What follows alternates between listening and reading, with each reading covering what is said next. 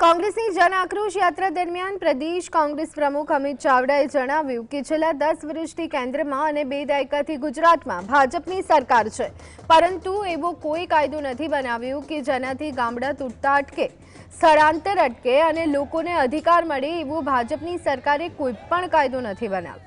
એ શરમજનક વાત છે।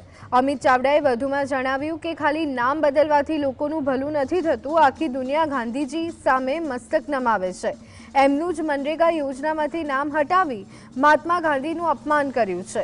ગુજરાતમાં મનરેગા યોજનામાં કરોડો રૂપિયાનો ભ્રષ્ટાચાર થઈ રહ્યો છે, પણ સરકારને શરમ નથી આવતી કે આ વિષયની ઊંડાણપૂર્વક તપાસ કરવામાં આવે।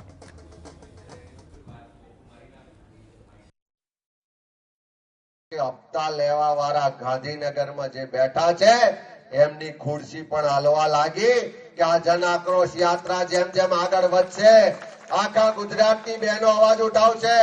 આખા ગુજરાતના ગામે ગામ ગલીએ ગલીએથી જે દારૂ ને ડ્રગ્સ ને કારણે યુવા પેઢી બરબાદ થઈ રહી છે, બેન દીકરીઓ નાની ઉંમરે વિધવા થઈ રહી છે, એ અવાજ ઉભો થશે તો આપણી સરકારને ઘર ભેગી થતા વાર નહીં લાગે।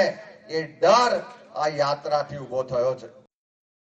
छोटे लोग हैं, मैं नागपुर से आता हूं और मैं उनको अच्छे से जानता हूं, मैं पला बड़ा हूं वहां पर।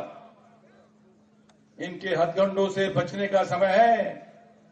ये कई तरीके के हथकंडे जानते हैं, बहुत ही मीठी बातें करते हैं, मीठी मीठी बातें कर कर आपको बहलाते हैं और बाद में छुरा पीछे घोप देते हैं। ये आपको समझना पड़ेगा। खेड़ा ने आनंद जब जिग्नेश भाई माधवसिंह भाई सोलंकी साहब ने याद કર્યા એમાં મધ્ય ગુજરાતની કોંગ્રેસની જે જાહો ચલાલી હતી એ જાહો ચલાલી તમે પુનઃ પાછી લાવો।